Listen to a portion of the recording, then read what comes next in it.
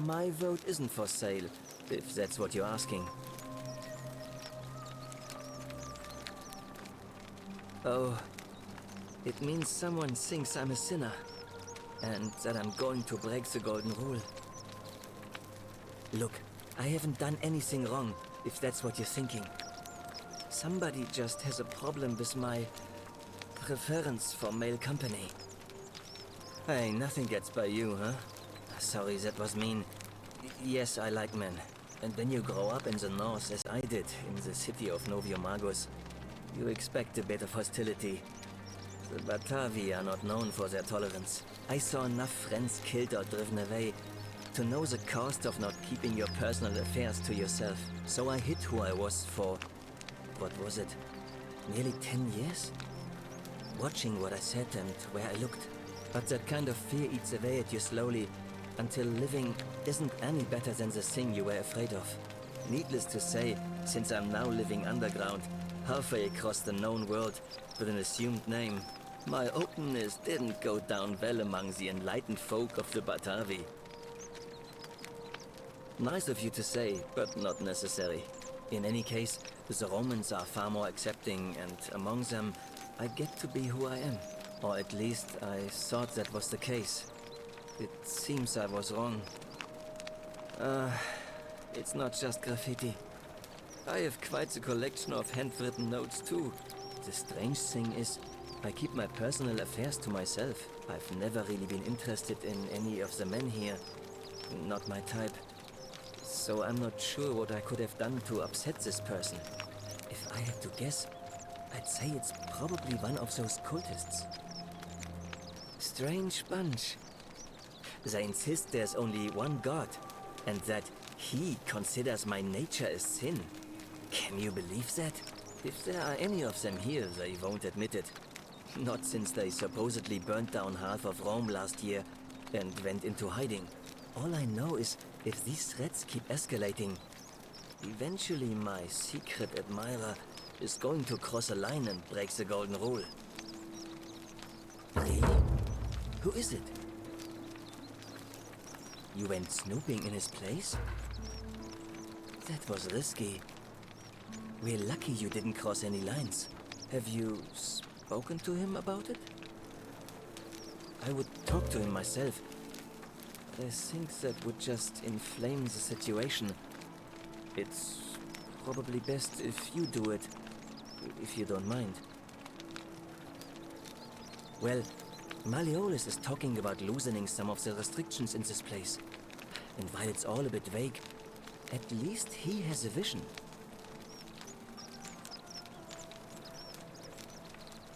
My vote isn't. Nice to talk to you.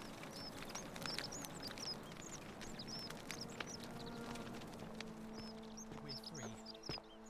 Malleolus just released us and we never have to set foot in that villa again. What? How? Galerius arranged it somehow. Citizen, name's Rufius. Better watch your step. No idea what you're talking about? Look, I haven't been at my best lately. I know that. It's the rheumatism. I know that's... I'll leave him alone from now on. I'm going to go and...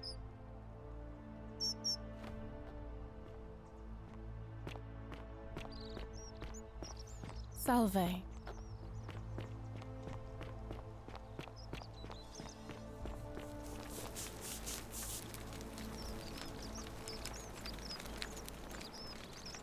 Any news about my secret admirer? Have you spoken to him about it?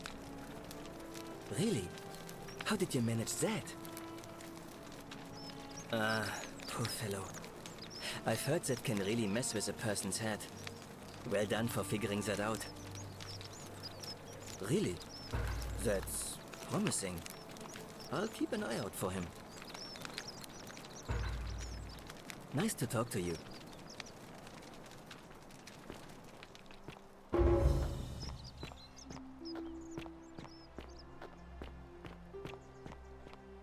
citizen.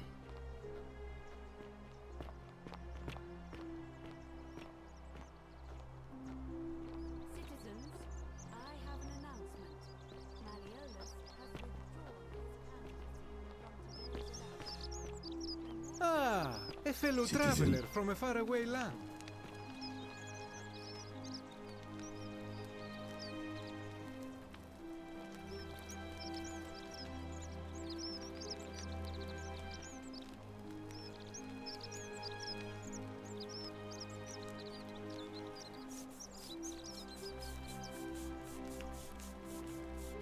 Sometimes I stare at the great temple on the bluff, and I think, whatever is in there, it has to be important.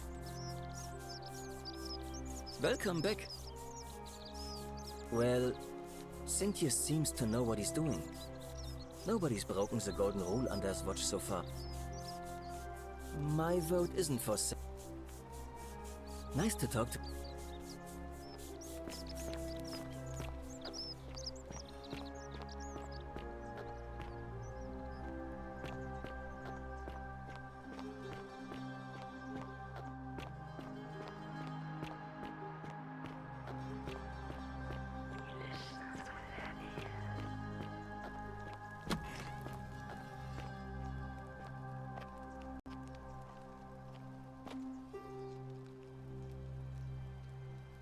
A new face, Ave, and may vest.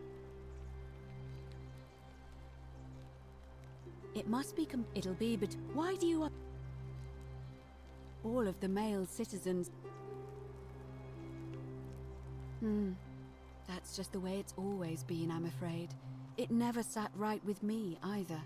There are some women who can vote, Vestal priestesses like myself, but in this case, given my role over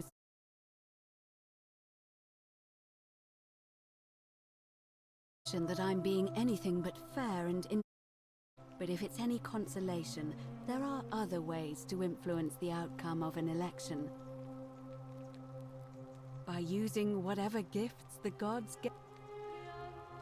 Certainly. It must be complete. It'll be between. Why do you up? As I said. Well, I would. Yes.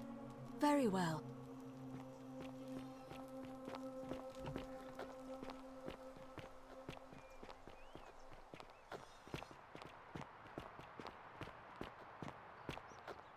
Citizens, it is time. Let us meet to elect our magistrate. Time to go to the theater. The election's on!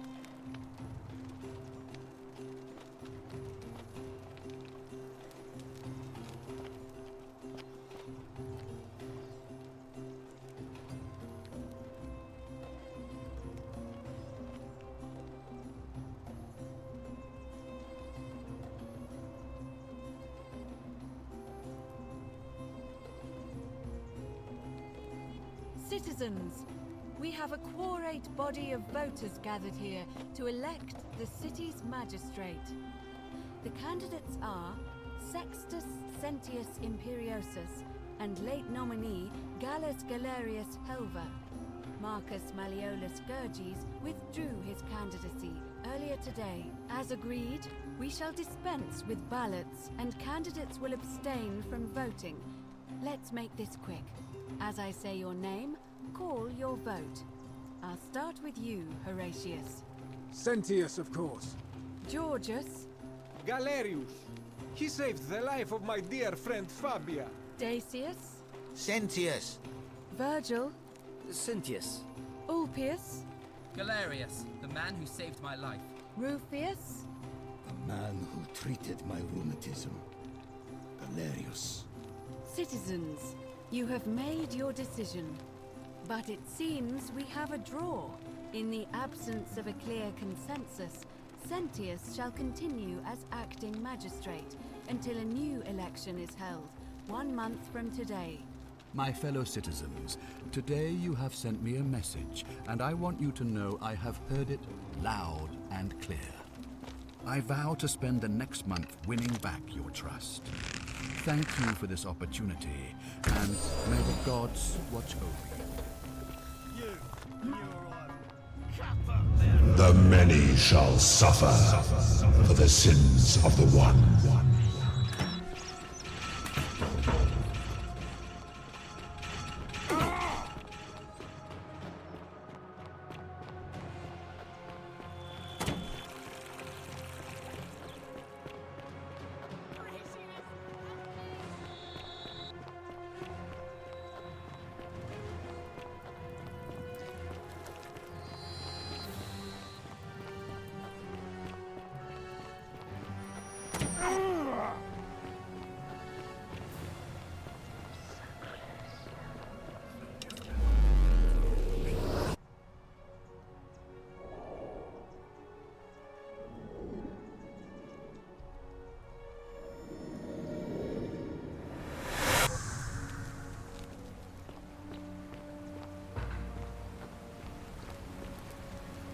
Salve, friend. Mind telling me who... Oh. Yulia? Oh no. Alright, I can do that. Poor Virgil. Poor Rufius too, I guess. Alright, got it. Alright, let me see. What? Are you... I'll go, but once I'm...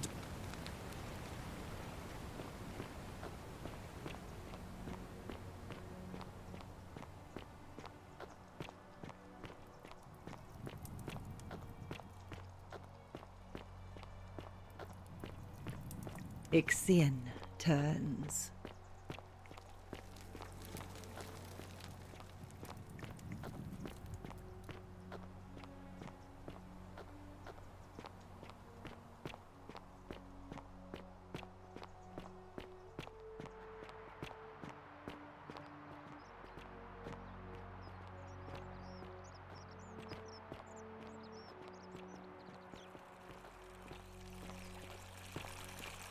All weapons are to be tossed into the chasm.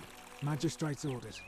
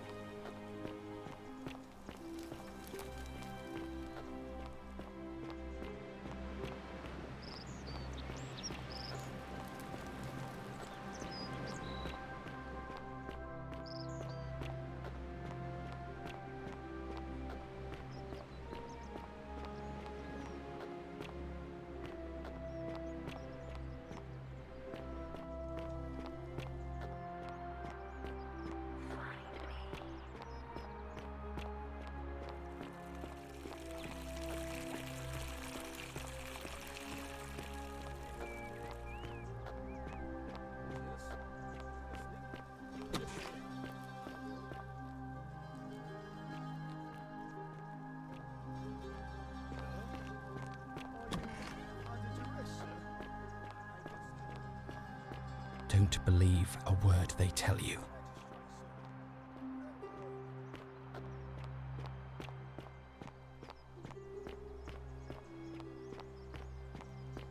Welcome.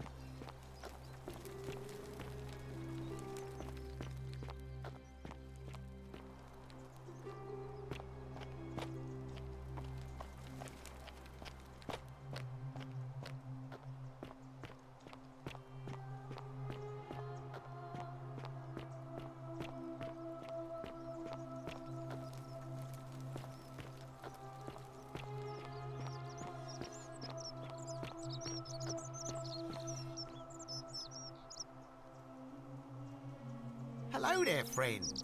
May I say? Well, I'll take your word for it. Oh well, let me know if you change.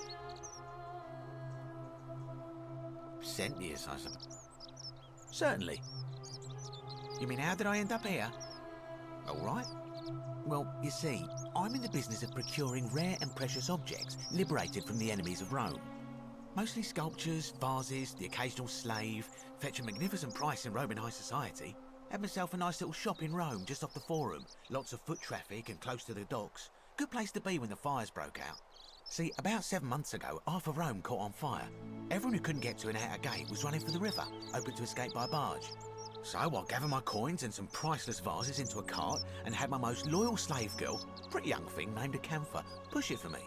All the way down to the river, I'm elbowing for a stampede of people, turning back now and then to make sure she hasn't legged it with my valuables. But, to my surprise, we make it, and I see this barge loading up, and it's so full it's almost sinking. But the captain's happy to take my coin, so I start boarding, and then he puts his hand on my chest and he says, "No, too heavy. The cart or the girl." So I did what anyone would have done. Of course I chose the cart. I mean, I can always buy a new slave girl if I still have my money. So I put my hand on the cart, and I guess she realised what was happening because those pretty black eyes of hers go all wide. And in one swift motion, she topples the whole bloody thing into the Tiber. No, I dived in after it, of course. Aren't you paying attention? That was a bloody fortune. Only, I guess I must have hit my head or something, because everything went black. When I came to, I'd washed up on the riverbank, not far from here, with nothing in the world but a single silver coin. Thank you, friend. But it turns out it might have been a stroke of good fortune, because this place is a veritable treasure trove. Look around you. There must be more gold in here than in the treasury of Rome. If I can just figure out how to get it out of here. I'm afraid not. If you're desperate, I did hear that Aurelia down at the tavern claims to know of a way out, but I'm not sure I trust her. Some people here are a little shady for my liking. It's terrible for inflation is what it is. There's so much gold just lying around, it's very well.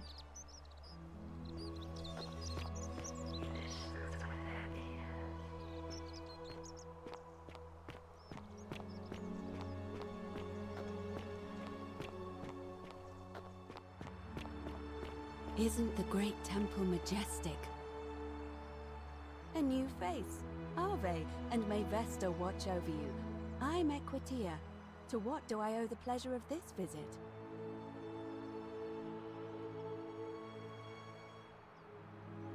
It must be completed by dusk. It'll be but why do you... As I said, I'm planning to... Yes. Very well.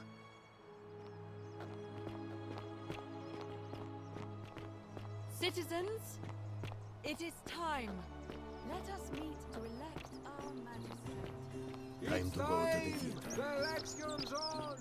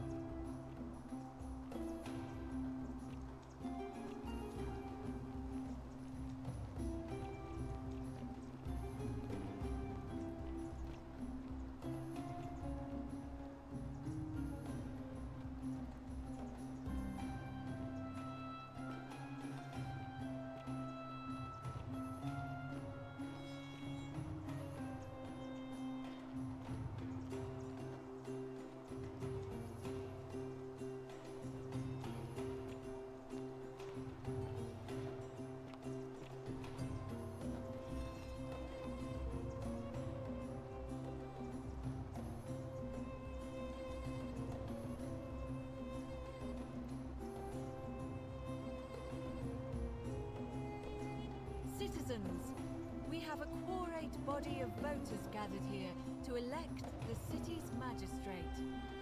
The candidates are Sextus Sentius Imperiosus and late nominee Gallus Galerius Helva. Marcus Malleolus Gurges withdrew his candidacy earlier today. As agreed, we shall dispense with ballots and candidates will abstain from voting. Let's make this quick. As I say your name, call your vote. I'll start with you, Horatius. Sentius, of course. Georgius. Galerius. He saved the life of my dear friend Fabia. Dacius. Sentius. Virgil. The man who put a stop to the threats I've been receiving. Galerius. Ulpius. Galerius, the man who saved my life. Rufius. The man who treated my rheumatism. Galerius. Citizens, you have made your decision. Your new magistrate is Gallus Galerius Helva. What? It has been decided. Magistrate Galerius, would you like to make a brief address? I just want to say, this isn't something I ever wanted. Now that you put your trust in me, I'm going to do everything I can not to let you down. I'll need some time to put together a list of the changes I want to make around here. But I promise you, there will be changes. My first order is that Dooley is to be freed. Horatius, release him from his cell immediately. Please. Wait, do I need to say please? I suppose not.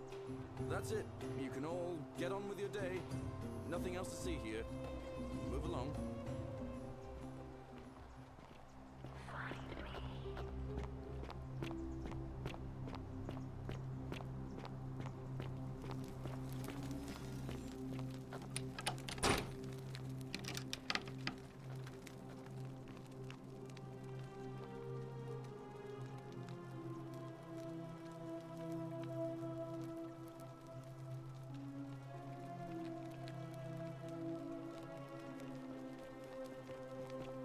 Fortune smiles on you today, Julius. Magistrate Galerius here has ordered your release. You're going to let me out of here? I'm sorry it took so long, my friend. And it wouldn't have happened at all if it wasn't for a newcomer. So be sure to offer your thanks when you can. I will. I will. Thank you, Galerius. I'm so happy. I'd love to stay and chat, but I've got a lot of work ahead of me. Why don't you go to the baths? Then tell Georgius I said you could have some new clothes. Then I want you to go home and rest. I'll speak with you soon, Dooley. Salve again, friend. I went and did as you asked, and it worked. How is it possible that you've just arrived here and you already know everyone and exactly what's about to happen to them?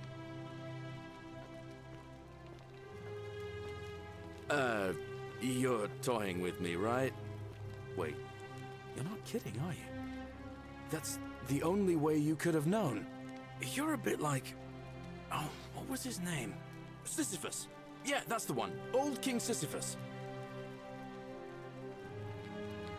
Sisyphus was a Greek king a long time ago. He was forced to push a great boulder, forcing him to start up. Actually, now that I think about it, Tantalus was made to grasp at fruit on a... Oh, and Ixion was strapped... Anyway, I don't know which god, so I'll tell you what. I'll keep doing what... Anytime, friend. Now, I'm going to keep your secret. Oh, and if our conversations ever start to annoy you, just tell me your business.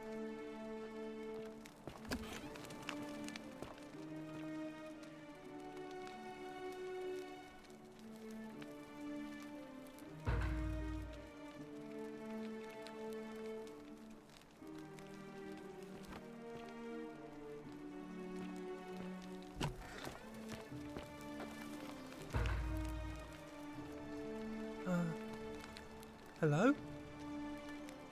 I'm Dooley. Magistrate Galerius said I should thank the newcomer. Are you the newcomer?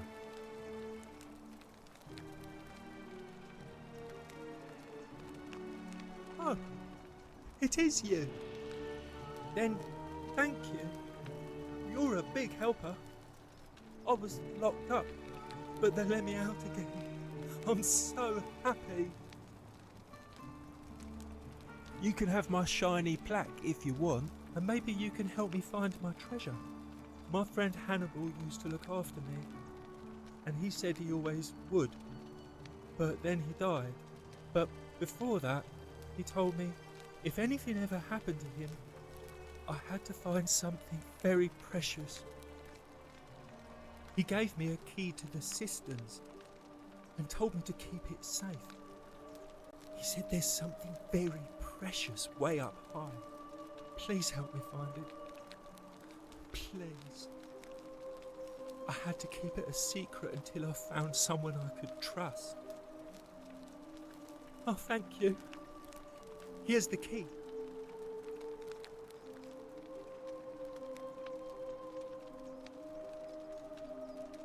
I hope you find it. In the cisterns, way up high, Hannibal said. Oh, look over there. Something shining. Is it treasure? Maybe it is treasure. I could see it for myself. So pretty. And it's just lying out here in the open. Maybe nobody wants it anymore. Maybe no one will mind if I just take it. Don't you dare. The many shall suffer for the sins of the one.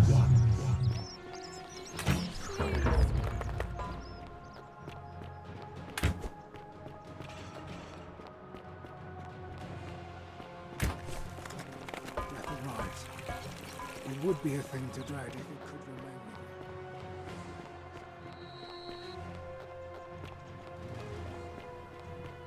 After everything we've been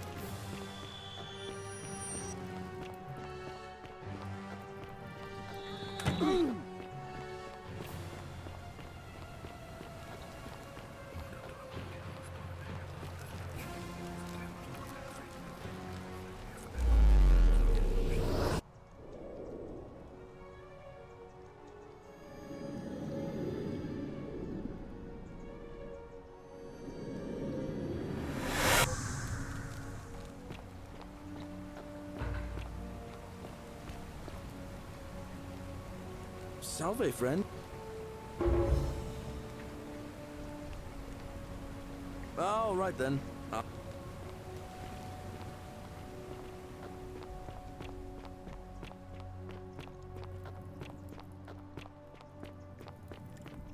You, Sisyphus, attack or pursue the stone.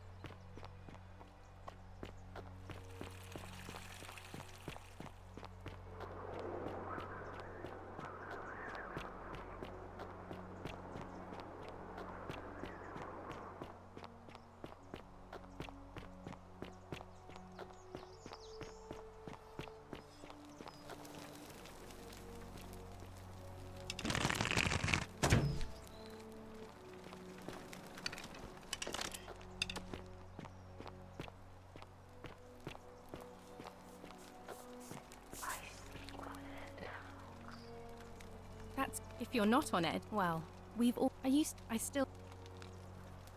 Alright. I can't believe this is how it ends. Oh no. No. No, no, no, no, no. Oh, That's the... what? I'm... Please. Your life's in... Are you real? I see. I am out. Wherever you are.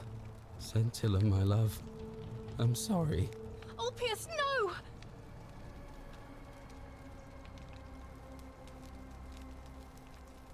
I can't believe he went through with it. I'll have to let everyone know what happened. And I'd best...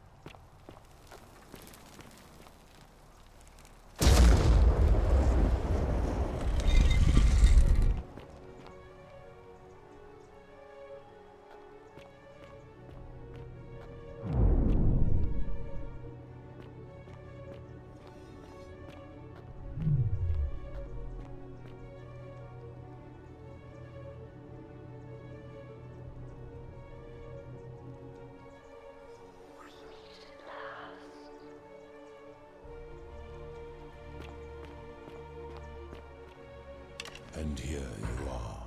Allow me to introduce myself. As you have already gathered, I've been known by many names. Nergal to the Sumerians, Osiris to the Egyptians, Hades to the Greeks, and Pluto to the Romans.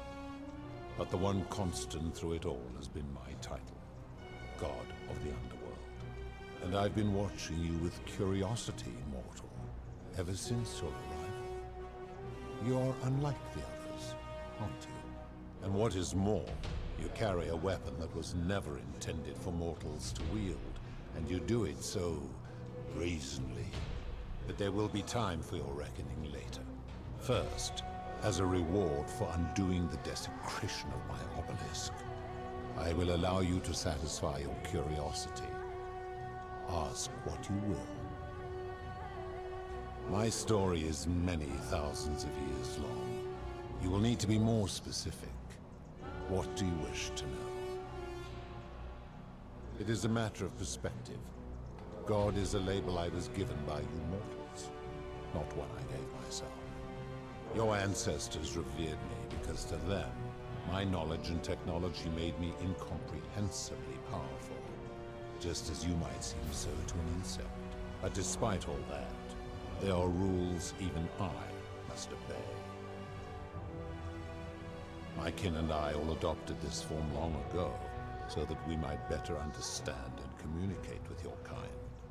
In time, we grew fond of the sensory delights it affords. Desire, joy, ecstasy, even rage and sorrow, while an acquired taste can be addictive.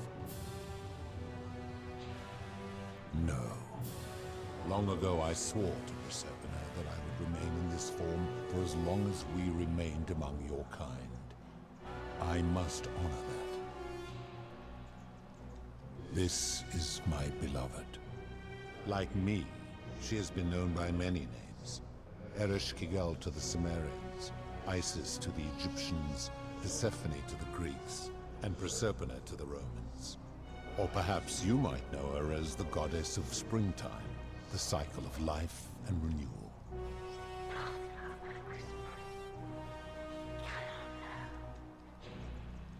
Your gaze lingers too long.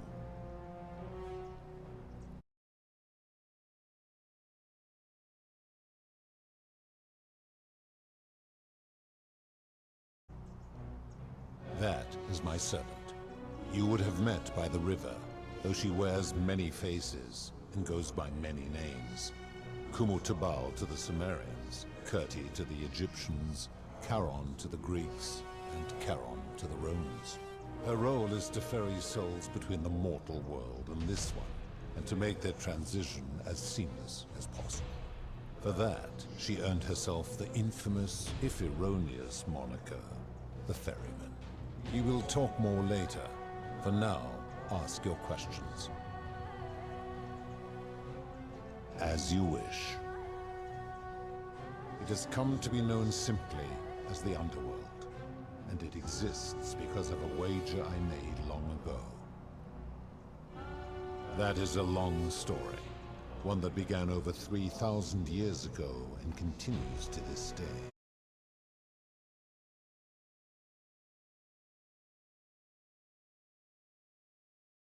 Among the stars, we discovered your planet and witnessed your kind evolving from primates into something lawless and barbaric.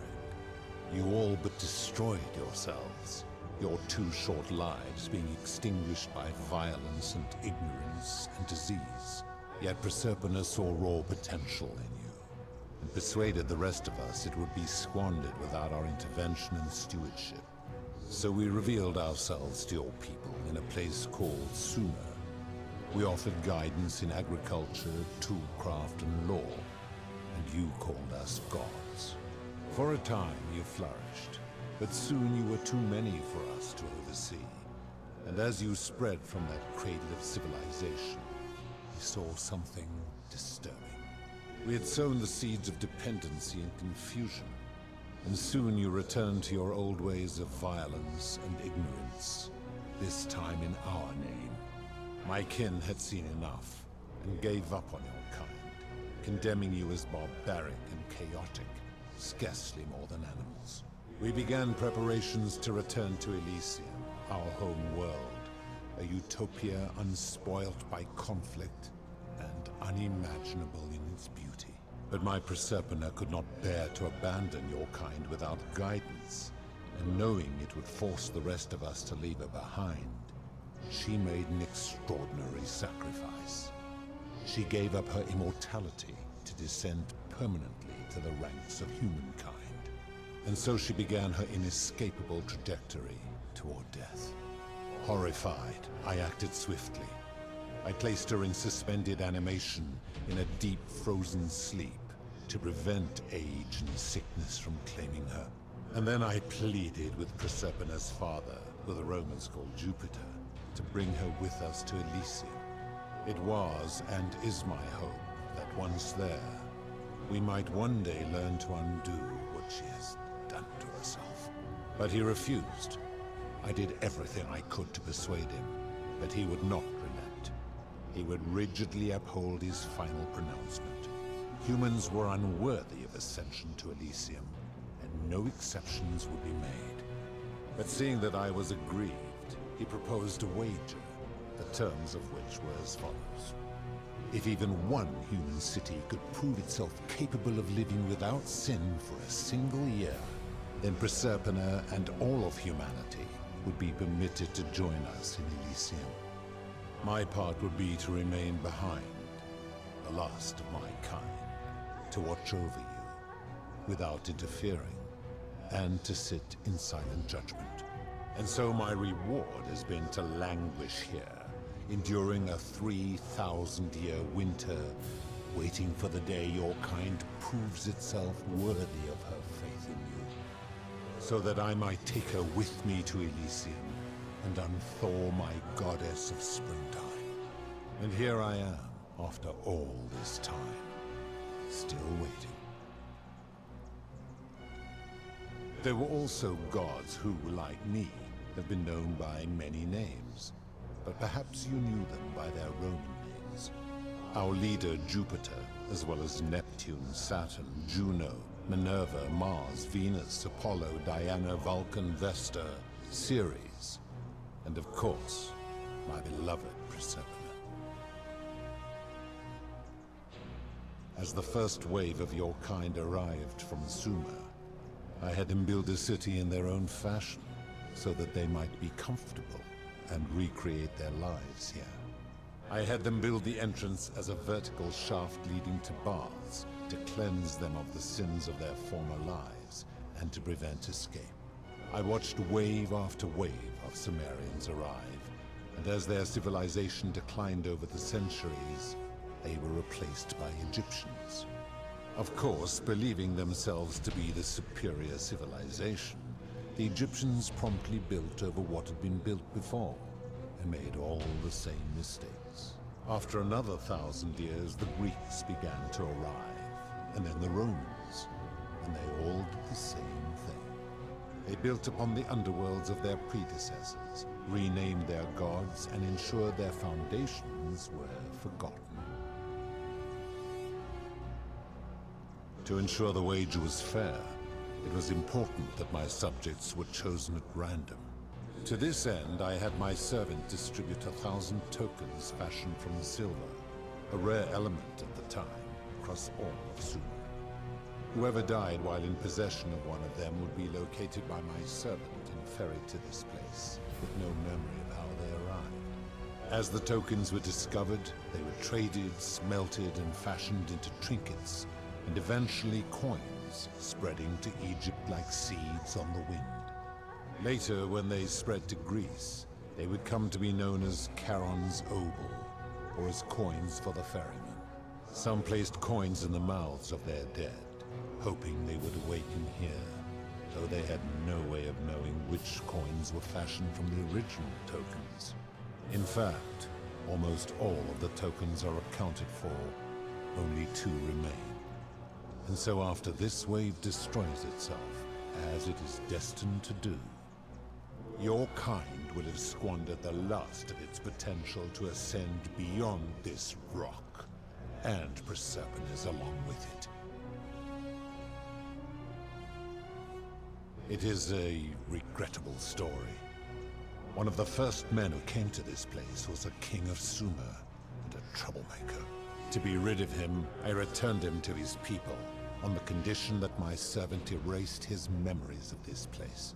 But the erasure did not take completely, and he told stories of this place as if describing memories of a dream. His tales were committed to writing, which came to be known as the Epic of Gilgamesh, and his words were twisted and distorted over generations. Later, the Egyptians would adapt Sumer's stories of the underworld, making them wildly intricate and labyrinthine. Their Book of the Dead and Book of Gates bore less and less resemblance to this place in their priests' pursuit of profit. Then, when the Greeks began to arrive, they proved far more cunning, and in a series of incidents that will not be repeated, 5 of them escaped. A warrior named Heracles, 2 kings named Sisyphus and Theseus, a poet named Orpheus, and a Trojan named Aeneas. They each told embellished tales of this place, how to get here, and how to escape. And so from Sumer to Egypt, Greece to Rome, your kind has always told each other stories about this place, though each story contained only a seed of truth.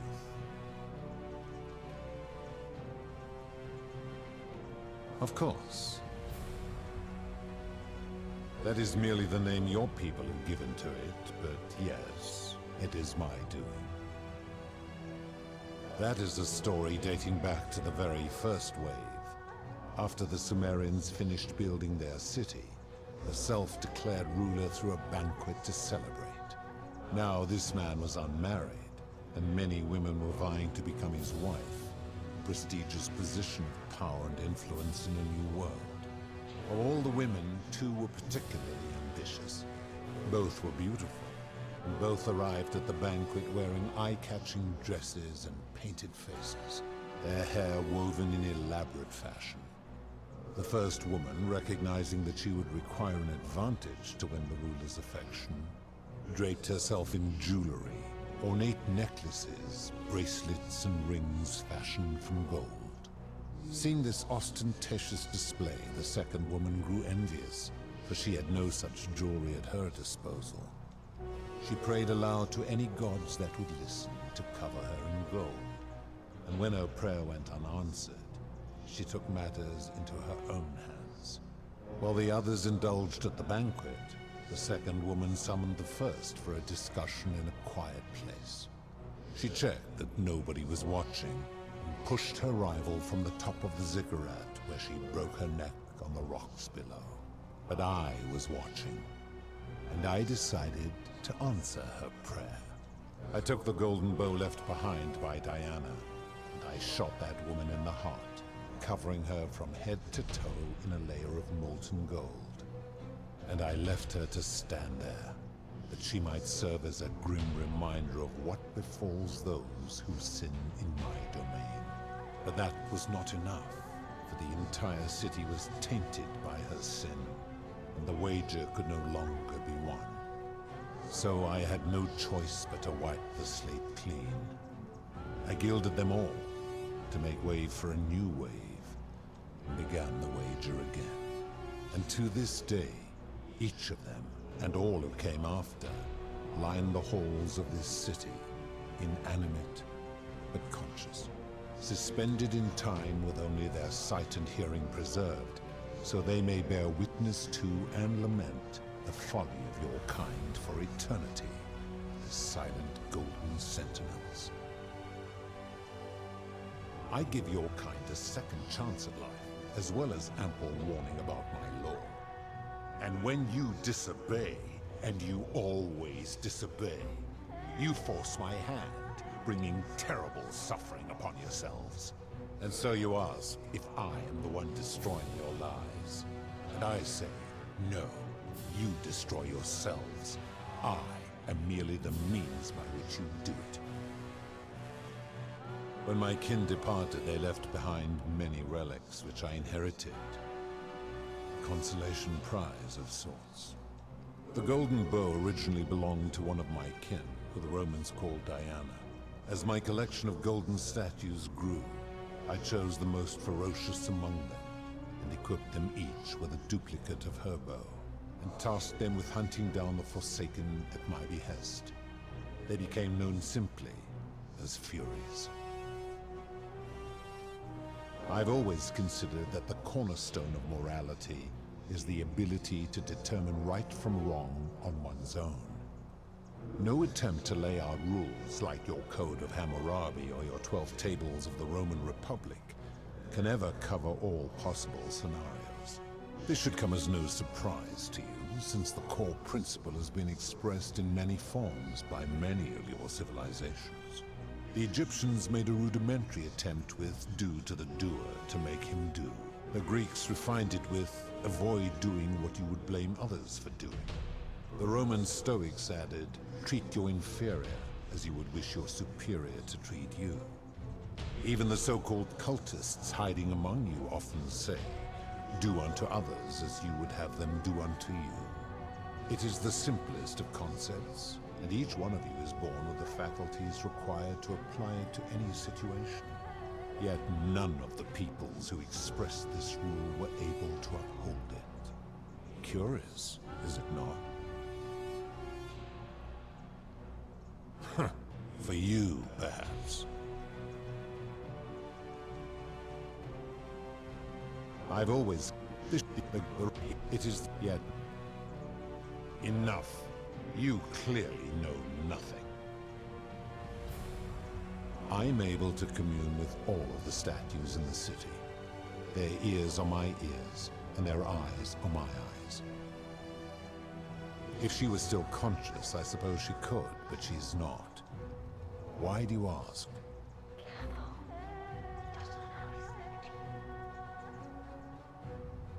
Then what an odd question.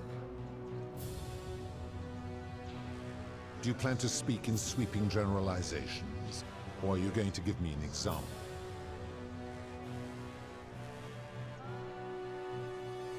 Ah, yes, the debt bondsman. Taking one's own life is a self-directed act.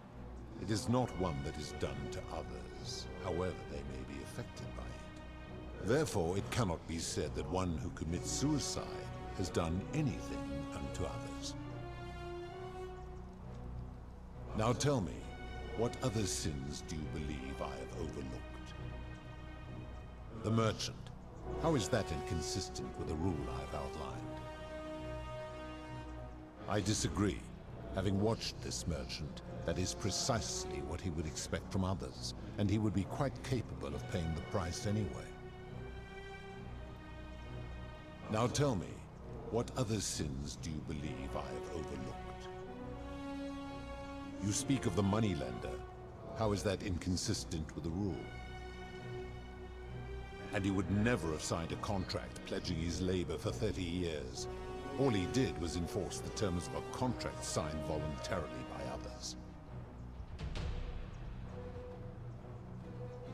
Ignoring your irritating sense of moral superiority, this is interesting. I'm curious, how do people escape poverty where you're from? I see. And how long might it take such a person to repay their debt? I fail to see how your system of loans is significantly different to a debt bondsman signing over his labor for 30 years. Now tell me, what other sins do you believe I have overlooked? The midwife and the palace, yes. How is that inconsistent with the rule? The rule is do unto others, meaning other people. Those statues are something else now. Bloodless shadows, mere shapes of their former selves. They are forsaken. What happens to them is no concern of mine. Applying this rule always requires us to interpret the meaning of the words. A literal interpretation helps to minimize the ambiguities of your primitive language. Supposing you're right, and my law has been broken, and I should turn you all to gold immediately. Is that what you want? Then your desire to be right outweighs your desire to survive. You will make a fine statue.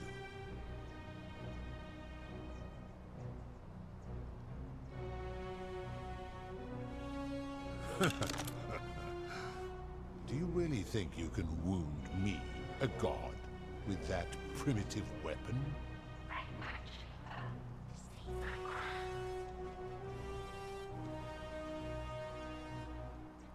How dare you threaten her? This ends now. The many shall suffer for the sins of the one.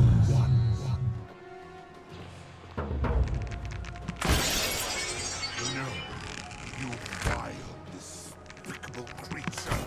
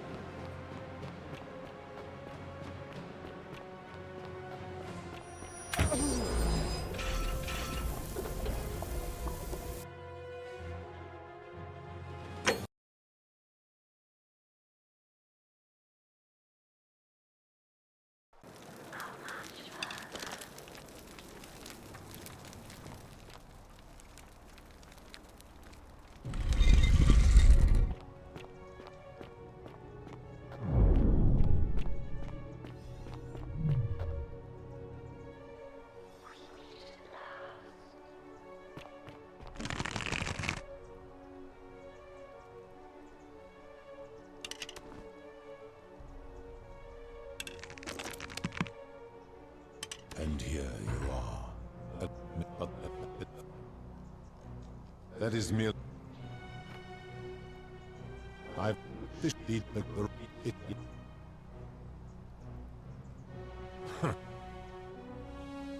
you plan... Abduction? You mean he did so because she sought to escape? A sin I take particularly seriously. Better that he stops her from escaping, albeit brutishly, than I have to wipe out this entire city to punish her. Wouldn't you agree? Now tell me. They are applying this...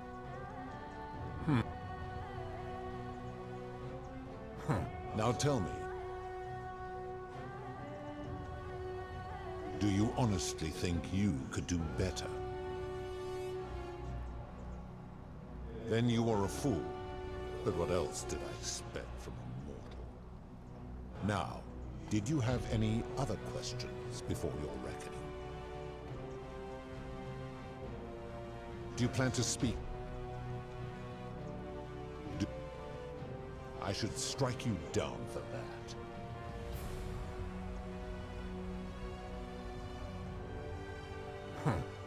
Now, did you have any other questions before your reckoning? Do you plan to... Ah, yeah. Take... Then your desire... You will make...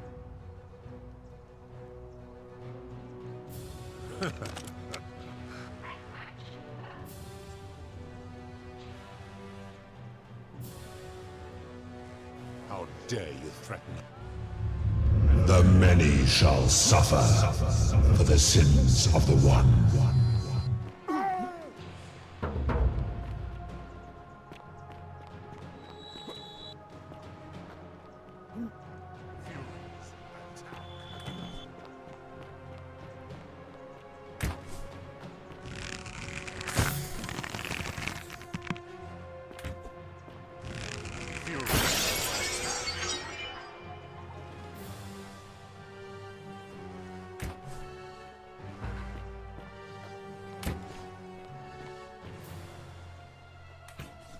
You will suffer eternal torment for this.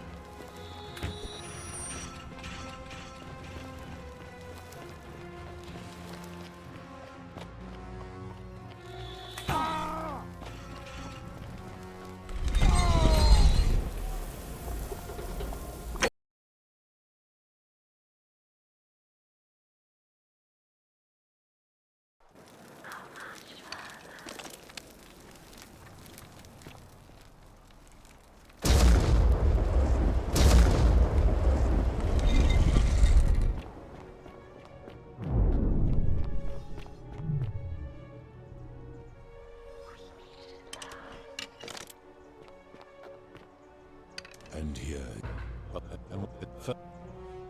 That is... The Egypt, the Greek, the Roman, even the... It is...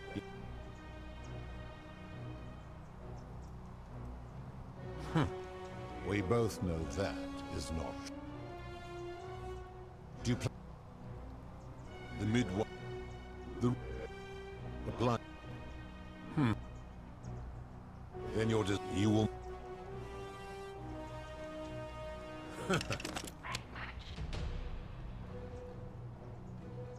How dare... The many shall suffer for the sins of the one.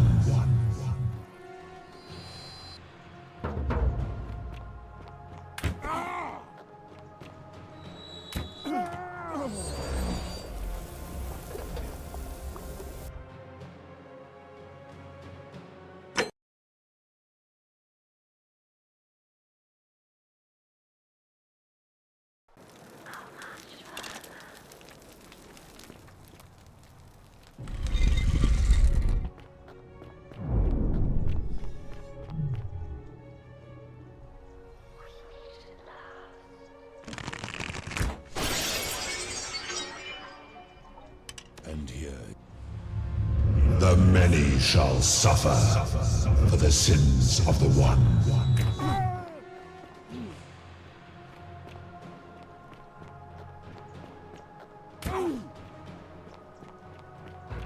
No, you vile, despicable creature.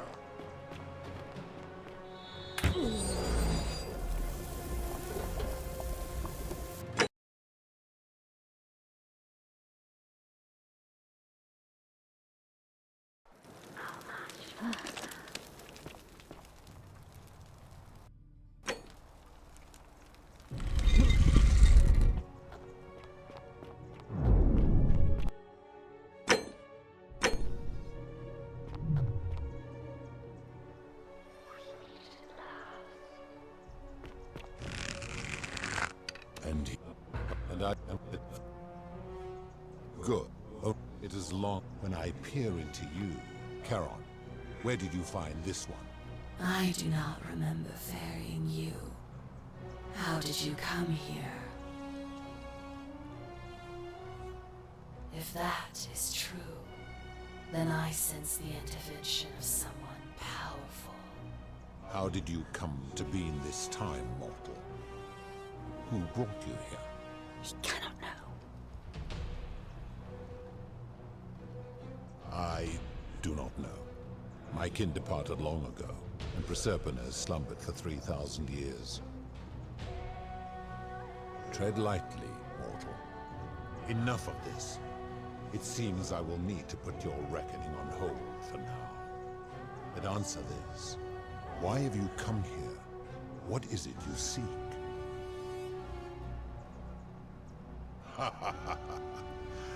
Your hubris is amusing, so I will allow you to make your case.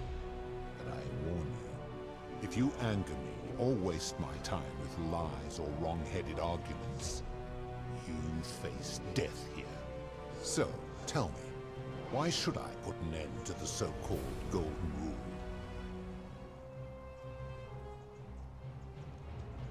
That is a very serious accusation, mortal. What sin have I committed? What evidence do you have to support it?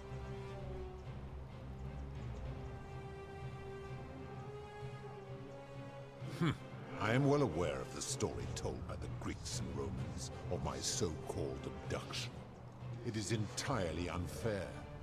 My love was dying, and I intervened the only way I could to save her life. What would you have done?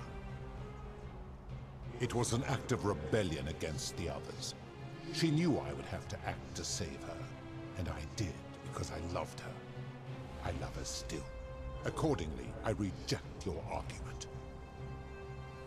These people were all dead when my servant found them. I gave them a second chance at life. Would you prefer to have simply ceased to exist? Accordingly, I reject your argument. Every one of those people was guilty of failing to ensure their peers lived virtuously. They failed collectively, and so they were punished collectively. The Romans understand this, as did the Greeks before them.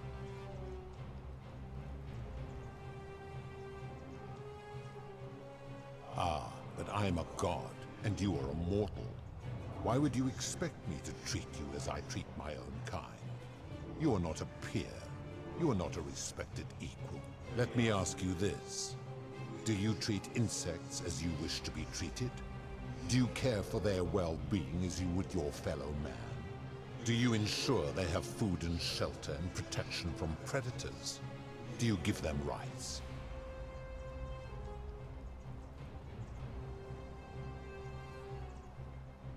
Of course not, because that would be absurd, just as it would be absurd for me to treat your kind as equals. Where to begin? Our lifespans exceed yours by thousands of years, in which time we accumulate vast wisdom and a mastery of technology you cannot begin to imagine. Because that is the source of our power over you. You could say that.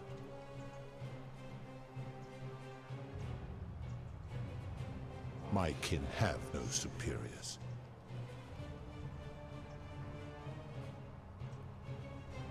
I suppose there is a hierarchy among my kin, with Jupiter at the top. Make your point, mortal.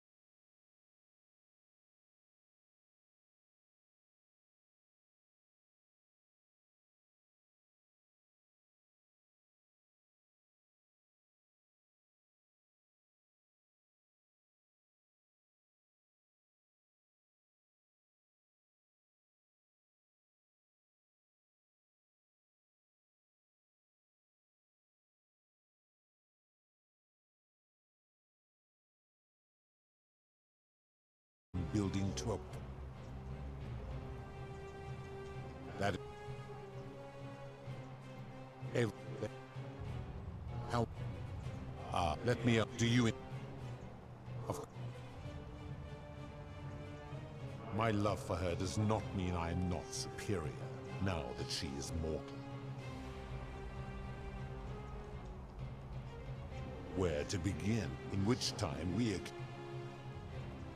It would be most unwise to get ideas about attacking me. Because that is the source of our... He cannot know. I see what you are doing. You are trying to undermine the one thing keeping me anchored here. You are playing a dangerous game. Liar! How dare you come into my domain and attempt to undermine the thing I hold most sacred? You will make a fine statue. Do you really think you can woo? How dare you? The many shall suffer for the sins of the one.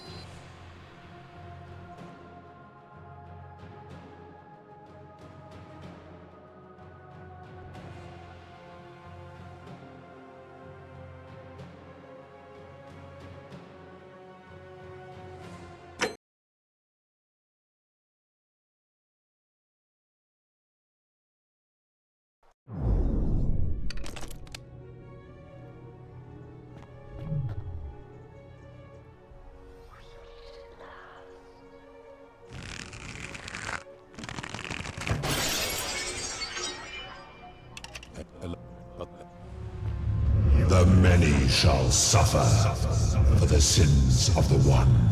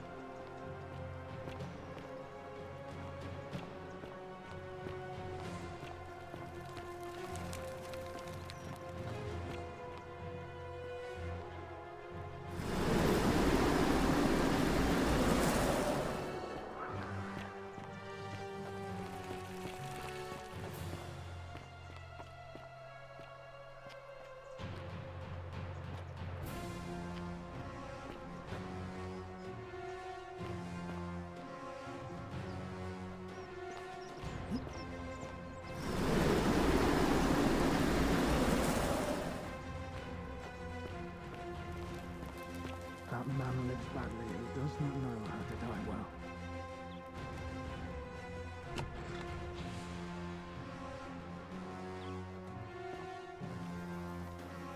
Death arrives. It would be a thing to dread if it could remain with you.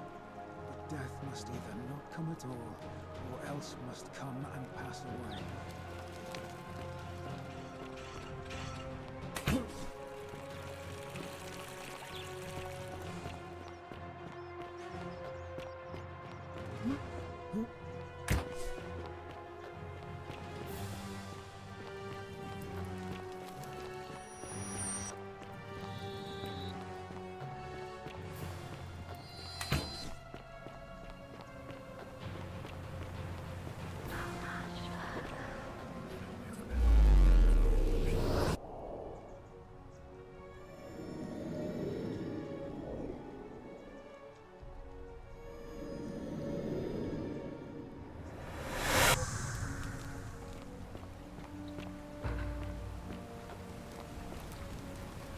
Salva.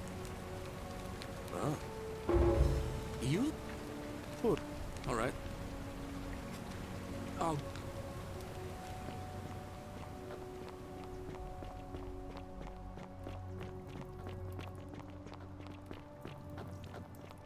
The 49 melodies fetch again with incessant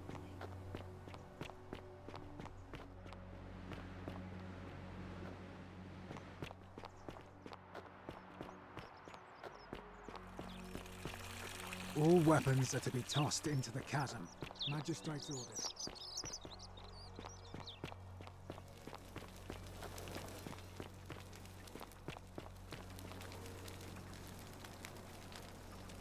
we're finally alone.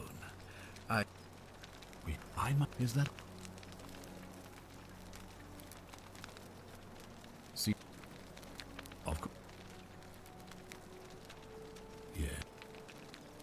Why do you say that?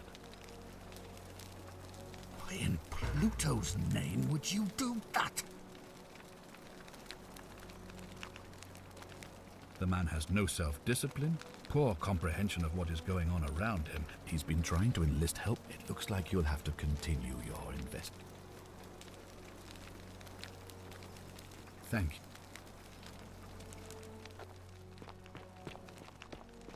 Oh, another one fresh out of the baths, I take it.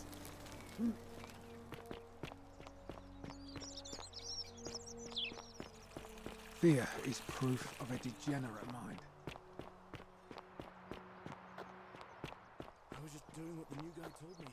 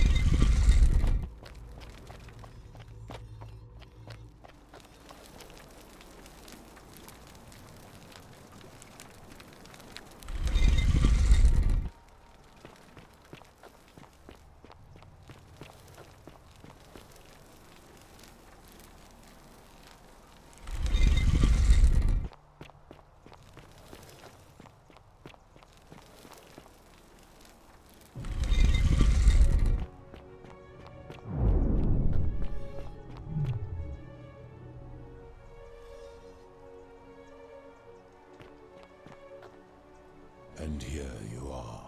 Allow me to introduce myself. No, but the one, and I've been, and what is that they were first. I would recognize that anywhere. And yet my beloved still wears hers. What is this? How did you come by it? You vile, despicable creature. Why would you do such a thing? And worse still, boast about it.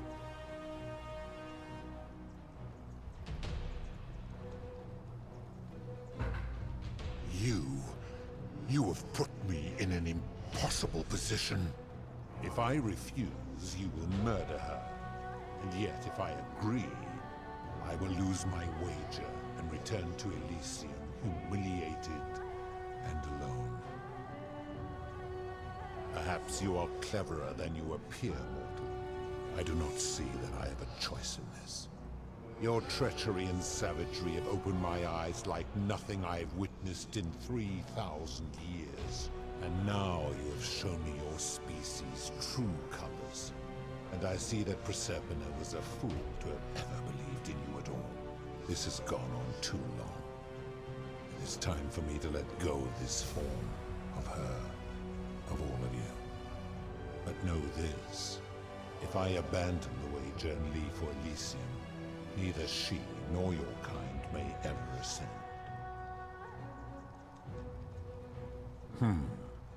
Very well. I will have Charon make arrangements to ferry the others. But as for you, be aware you will be separated from the rest. Once this exodus begins, the events that brought you to this moment will never have taken place, and you will have created a paradox. What will become of you is difficult to predict, but that is the risk you have taken by interfering in the natural flow of time. Now, are you ready? You had best pray our paths never cross again, mortal.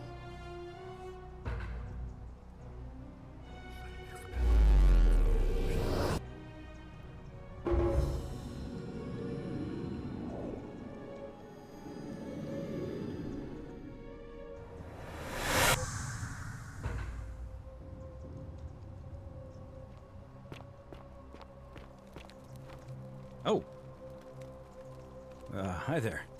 Gave me a bit of a fright. Thought I was in... Well, here I am.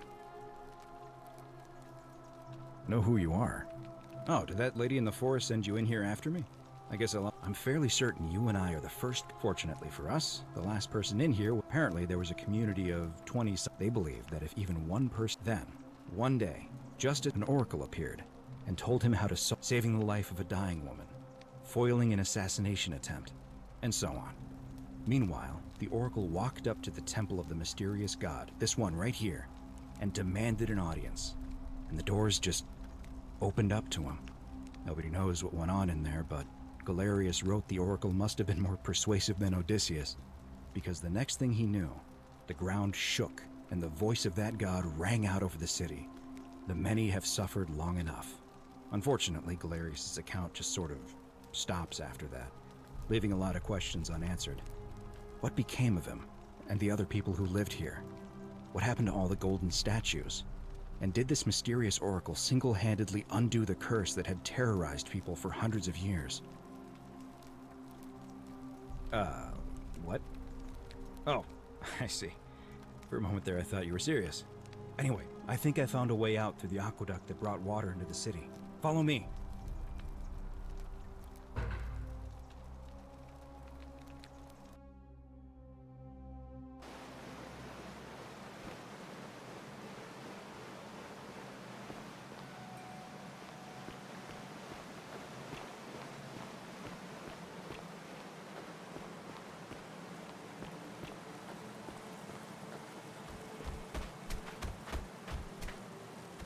I'm gonna pause here for a moment and... You go on ahead.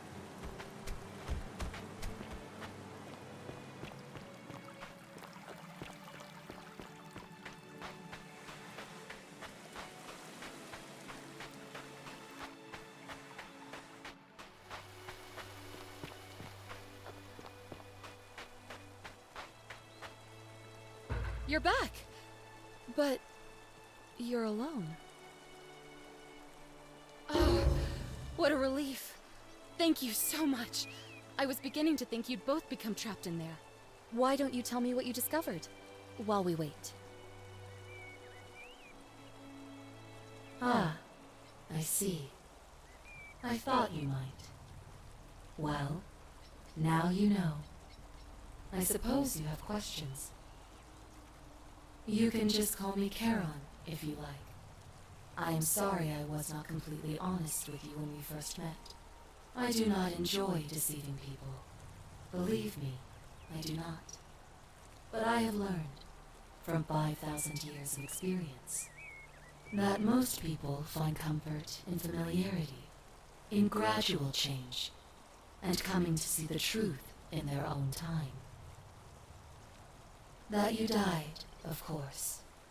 You were dead when I brought you here.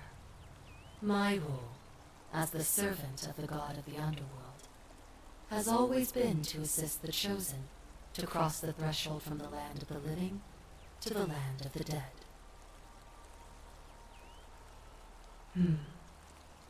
Usually, when people do not remember how they died, it is because they suffered a terrible trauma. Most souls would rather not remember. Ask yourself honestly, do you really want to know? As you wish. You were murdered. You were exploring an old tomb when you discovered a cache of forgotten relics, including 2 silver coins of ancient origin. Unfortunately, as you emerged into daylight, you were set upon by 2 thieves. A nearby hiker saw the scuffle break out and leapt to your aid, trying to help you recover your bounty. You both fought bravely, but your assailants were armed, and you were not. There was nothing you or your ally could have done. He died instantly at the scene, and you followed a few hours later. That man's name was Al Worth. You were each in possession of a sacred coin, called Charon's Opal by some, and so it was my duty to bring you here. Perhaps you have heard the tales of the Greeks and Romans bearing their dead with a coin in their mouths to pay the ferryman for passage across the river. Well, those stories contained a seed of truth, but not any coin would do. A long time ago, my master created 1,000 silver coins and had me distribute them across the world. My orders were simple. Whenever a person died in possession of a coin, I was to locate them and ferry them here. That is a question you would have to ask him, if that were still possible, in light of the path you have chosen. I am just his servant, doing his bidding. Only now, I find myself bereft of purpose. You see, the coins on you and Al were the last of the 1,000 in existence. There is nobody else to ferry here, nobody to keep you company. After 5,000 years, the underworld has finally run its course. I see no point in keeping you here, but I have to ask one thing. That you keep this to yourself. Look! Here comes Al now. Al! It's so good to see you. You were gone so long I thought I'd never see you again. Kinda lost track of time in there. You wouldn't believe what we found. The ruins of a long-forgotten city. And there was a tablet describing an oracle who confronted a god and undid an ancient curse. Sounds like quite a story, and I look forward to hearing all about it. But you two look exhausted. Why don't you hop in my boat and rest while I ferry you back to civilization? Sounds good to me. And you? Are you ready to go home?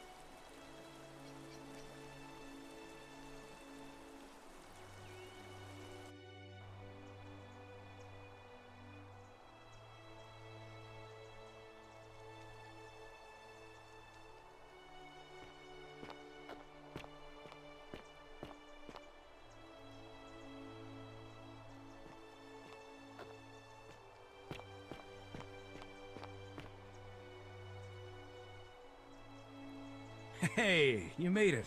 It's great to see you again. I read your book, and what the critics said about it. I guess they weren't ready for your theories about the underworld. Anyway, after everything you've been through, I thought you might appreciate some good news. So after we got back to the real world, I started doing some research into the people mentioned in Galerius's tablet, and I found something strange. I'm sorry I've been so cryptic. I've been dying to tell you, I just really wanted you to see this for yourself. Why don't you head on down there? I'll catch up with you at the other end.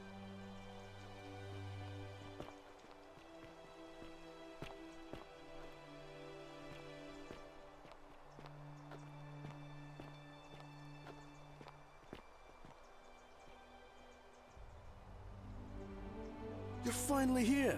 Remember me? It's a crazy story. After you disappeared, Charon appeared and told us she was returning us to the world. Even gave us some coins to help us start our lives over. Only, for some reason, she returned us to your world instead of ours. Anyway, I know we only ever had that one conversation, and I wasn't even sure if you'd remember me, but I wanted to say thanks for freeing us from the underworld and giving us a second chance at life. Oh, I used Charon's gift to buy a farm in Umbria. Got a villa on it too, with enough room for Dooley, of course. It's hard work, but I sleep soundly every night. I'm finally my own man, and I wouldn't change it for the world. I know! I can't believe my luck either. But we're engaged and living together. We're planning to get married next spring. If you're gonna be around, we'd love to see you there. Of course, there's a whole museum full of people waiting for a chance to thank you, so you better keep moving. We'll speak again soon, my friend. Oh, hello. You're here. It's lovely to finally meet you. Galerius told me all about you. So, you're the hero who somehow vanquished the last of the Roman gods. As I'm a priestess, you realize you've put me out of work. I'm just teasing. Actually, and it still feels a little sacrilegious to say this, I'm finding life after religion quite enjoyable. Galerius and I are engaged and expecting. We've just bought a lovely villa in the countryside with room for a large family, and Dooley too, of course. It feels like the world has just opened up for us. There's so much to learn, and so many more possibilities for our children than we ever imagined. We're just so thankful for what you did for us. For all of us. Oh, it's sweet of you to ask. She recovered nicely. In fact, she's here somewhere, if you'd like to ask her yourself. See you at the wedding, I hope. Hello, I'm Dooley. Galerius said you're very nice and a big helper. Thank you for getting us out of the bad place. I didn't like it. I live at Galerius and Equitia's house. They look after me now and help me remember when I forget things, like brushing my teeth. Treasure? Oh, I forgot about that. I like my box now. Galerius got me a box that tells stories. It's my favourite thing. Yeah, they're fun. Bye-bye.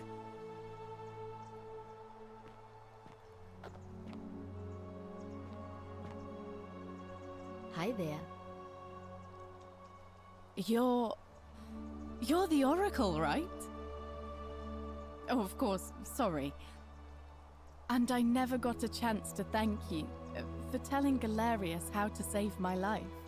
And of course, getting me and all of us out of a terrible situation. Oh, I barely recognize myself. I'm living in a house share in London with my wonderful girlfriend. And I'm studying English at university. Eventually, I want to travel the world and write about it. Turns out, it's about 30 times bigger than the Roman Empire ever was. Did you know there are entire continents Rome never knew existed? And you can travel almost anywhere in an aircraft, which is rather like flying on a Pegasus, but much more comfortable. Oh, sorry, you already know all that, of course. I'm just so excited. There's so much to see and learn and write about. I have noticed people from your time have no idea how fortunate they are. I hope to change that. One day. Last I heard, Malleolus kept insisting he was the last rightful ruler of the Roman Empire, and wound up being committed to a psychiatric hospital. As for Claudia, she was always so viciously unhappy. Someone said she'd blown all her money on wine, trying to drink herself back to the underworld. After the horrific way they treated Ulpius and me, I can't help feeling a sense of... what's that German word? Schadenfreude? Thank you. You're very kind. Ugh, someone told me she was boasting about getting her claws into some rich prince, and how she was going to be living the high life from now on. Even in your time, life still isn't fair. Apparently he'd proposed before they'd even met, and last I heard she'd bought herself a first-class one-way ticket to join him in some exotic place called... what was it? Nigeria?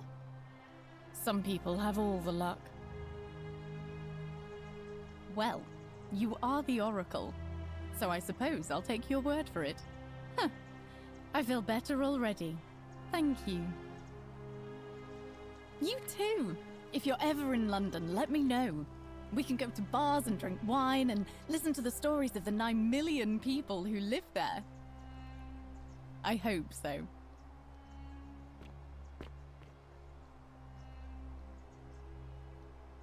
You are here. It's nice to finally meet you. Lucy is fine. I'm making an effort to blend in, as you can see. We are all trying to keep a low profile. If the world knew we died 2,000 years ago and were suddenly brought back to life 12 months ago, they'd never leave us alone. Speaking of which, I wanted to say thank you in person. I'd say the gods smile on you, but I hear you drove the last of them off. So... I'm studying to get into medical school. As much as I resented the responsibility of keeping everyone in the city alive, when it ended, I realized I missed it. So I guess I'll just keep saving the world, if begrudgingly, one patient at a time. You too, don't be a stranger. Hey. Hi there, I'm Horatius. I understand we have you to thank for giving us a second chance at life, and reuniting Centilla with us as well. So, thank you. I'm living up north and studying in the military academy in Modena. I'm going to be an officer one day. The world's changed a lot, but some things stay the same. Would you believe we're still studying military tactics from my time? Alexander the Great, Caesar, Hannibal Barca. Still, I have to keep challenging myself to let go of old ways of thinking and embrace the new. As Seneca wrote, the ones who pioneered our paths aren't our masters, but our guides. Ah, you remembered that. Thank you. I grieved for a time, but that's done. In the words of Epictetus, as those who rode behind triumphant generals remind them they are mortal, remind yourself your precious one isn't one of your possessions, but something given for now, not forever. Thanks. He's not my... Oh, I see what you did there. Good one. He had more trouble adapting than most. He got himself disqualified from the UFC, so he started some kind of underground blood sport tournament, like we had in Rome. Suppose it appealed to people's baser instincts. And they say he made some good coin, killing a bunch of men like that. But his luck finally ran out, and his life along with it. You know what they say. Live by the sword, die by the sword. You're not wrong. And you, farewell.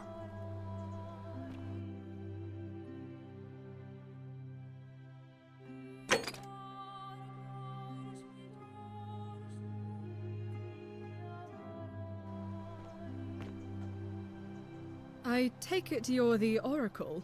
Thanks for coming. Actually, I changed my name to Cynthia. I didn't want to be associated with Sentius after what happened. I'm not sure if you heard, but after you drove Pluto off, Proserpina emerged from the Great Temple. She knew right away what none of us had figured out about that psychopath. He'd been keeping my little sister locked up in the upper cistern all that time. But he's been dealt with. He's... you know what? The important thing is, we'll never see him again. Anything I want. I'm a woman of means in a vast new world.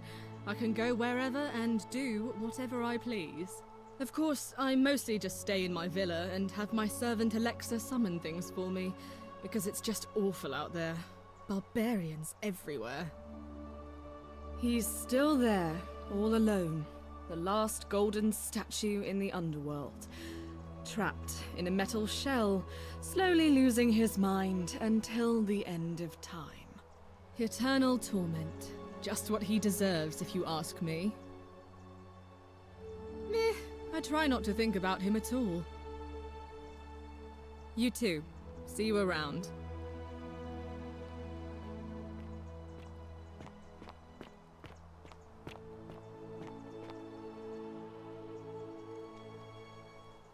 Greetings. You must be the legendary Oracle.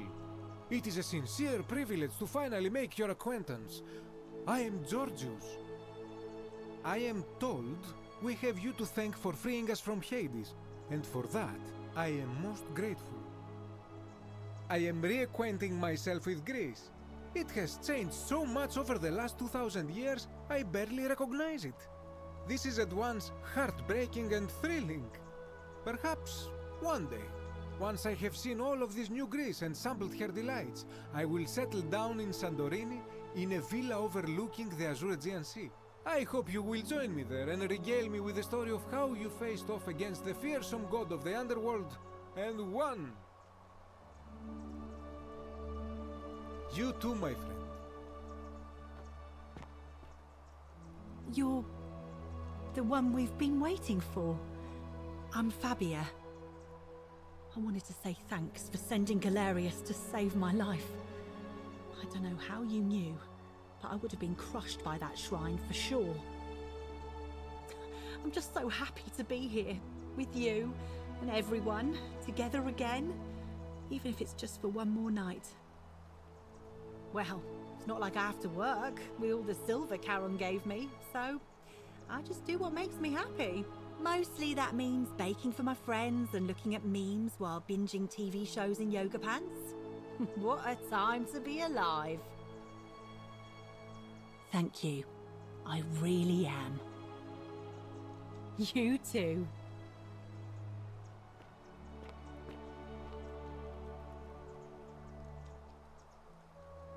I take it you're the oracle everybody's talking about. It's a pleasure to finally meet you. We have? I'm sorry, I don't remember. In any case, I'm Philip. I never thought I'd leave that cave, let alone the city. And now I'm living in the 21st century. What a time to be alive. And it seems I have your catabasis to thank for it. I'm working as a consultant to the Faculty of Classics at Cambridge University, helping fill the odd gap in their knowledge. Not that I need the money, but I do love being around enlightened minds again. I'm working as a not. My sincere thanks once again.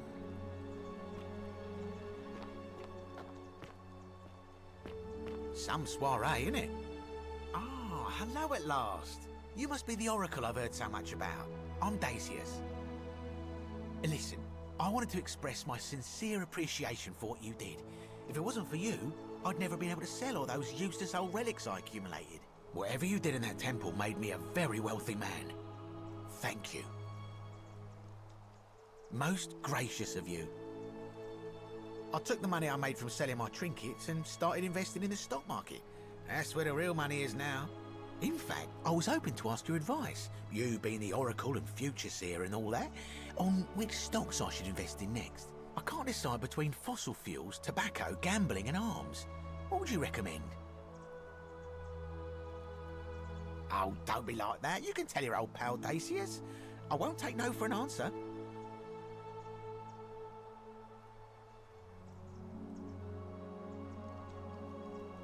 Oh, of course, yeah. I was just thinking the same thing. I'll go home and buy up as much stock as I can tonight. I'm gonna make a bloody fortune. Of course, don't let me keep you. Thanks again for the tips, my friend.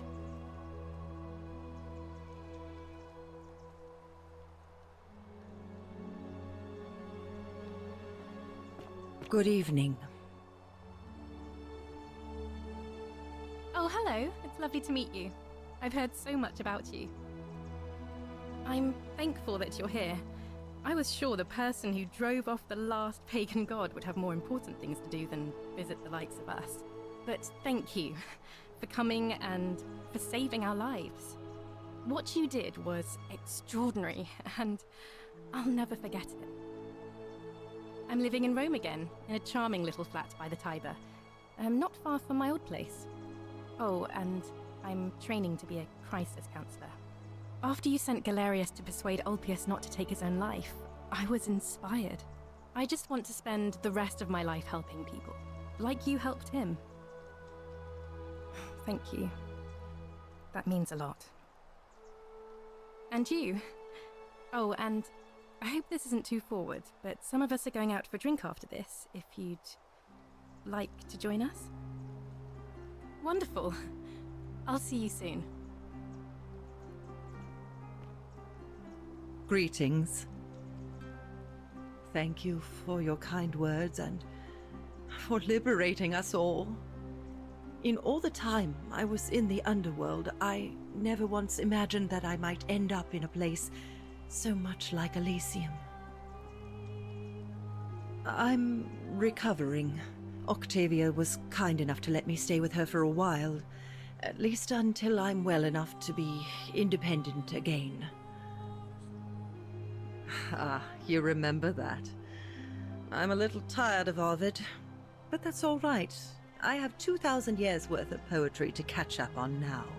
I'm already up to the 19th century, and am quite enjoying the work of a fellow named Poe.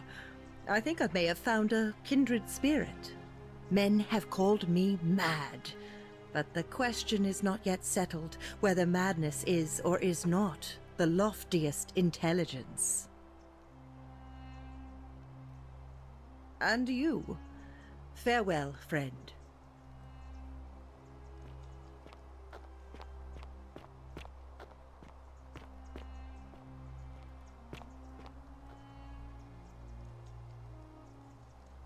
It is an honor to finally meet you, Oracle.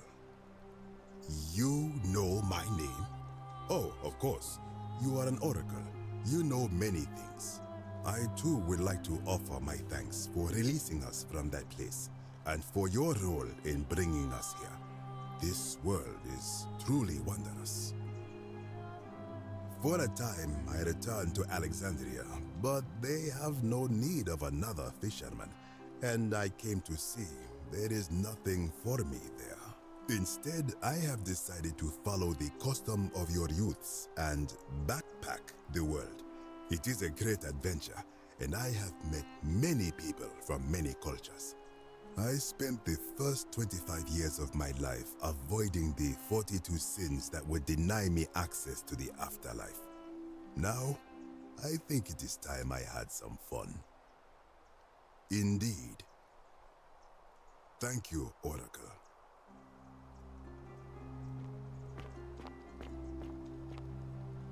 Hello there. Oh, I go by Gabriella now. I didn't want to be reminded of that monster every time I heard my own name. Hi. After you drove Pluto off, Proserpina came and released me, and that monster got what was coming to him. Don't worry, nobody did. I'm living with Ulpius on a little vineyard in Umbria. It's even more wonderful than I dreamed it would be. I'm so grateful to you for making sure he's still with us. If you're ever passing through the region, I hope you'll come and visit us. You can try some of our very own wine. Thanks. You too. It's nice to finally put a face to the name. I'm Ulpius. I understand I have you to thank for sending Galerius to save my life. The way you just showed up out of the blue and stopped me from making a terrible mistake, I'll be forever in your debt. I'm living with Gabriella in Umbria.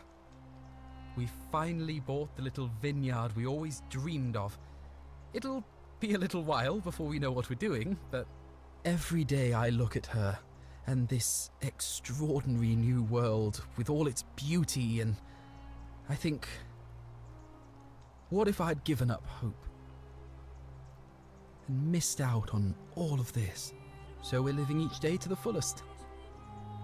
And we end them all the same way, sitting together on our terrace with a glass of our wine, which the locals say is almost drinkable now, and watching the sunset over the rolling hillside. And I couldn't be happier. Thank you. I wouldn't be here without you. You too.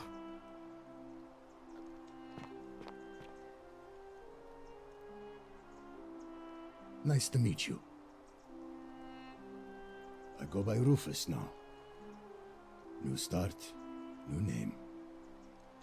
Oh, and thanks, by the way, for what you did. Sorry, I'm no good with the mushy stuff.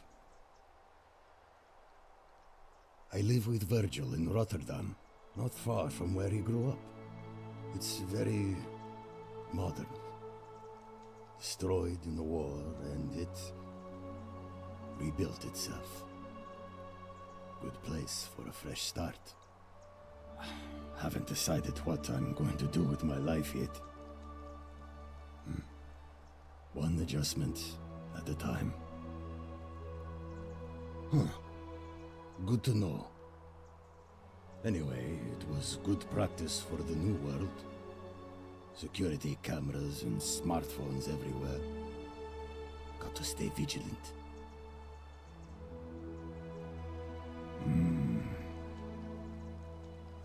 You too.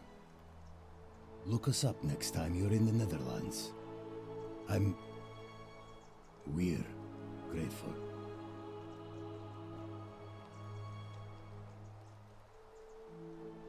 It's so nice to finally meet you. I've heard so much about you. I wanted to thank you personally for getting us out of there. And for helping Rufus come to terms with himself. He may come off a little gruff, but once you get past that, he's a lovely fellow. I'm studying to be an architect again, and living with Rufus in our beautiful flat in Rotterdam, just down the river from Nijmegen, where I grew up. Of course, it's improved immensely since I was there last. Gleaming futuristic buildings and clean streets full of educated, accepting people. You natives of the 21st century have no idea how fortunate you are. You too, as Rufus said in his own laconic way, if you're ever in the Netherlands, we'd love to show you around. It's the least we could do. Evening.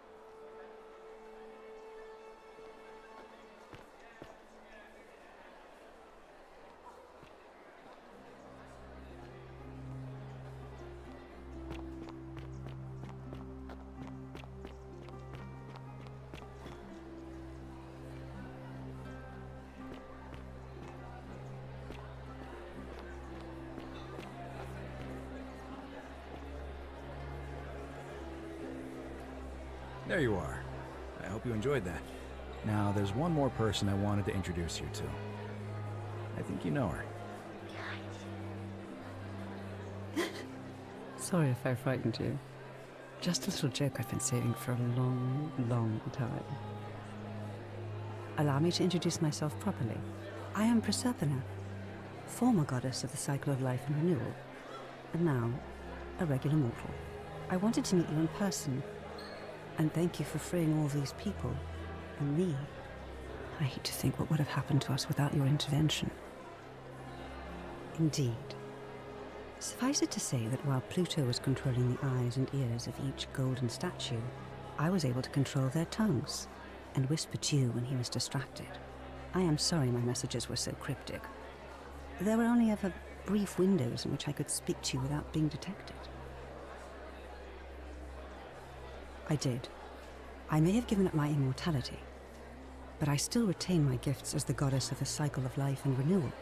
After witnessing Pluto punish countless poor souls over thousands of years, I knew this generation, the final wave, would not survive. So I tried to give them a way to buy more time. A second chance.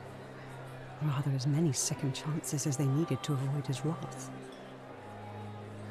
I don't know what happened to him. I haven't heard from him, and I rather hope it stays that way. Oh, she inherited dominion over the underworld. Last time we spoke, she was working on a new world of some kind. She wouldn't say what it was, but I'd be surprised if you don't run into her again. I imagine we all will, one day.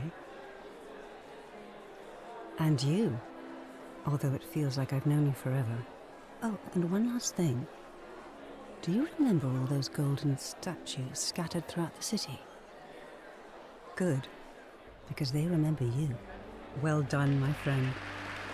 Of all the heroes who ever journeyed to the underworld and returned, none came close to achieving what you did. Hercules, Orpheus, Theseus, and Aeneas would be proud.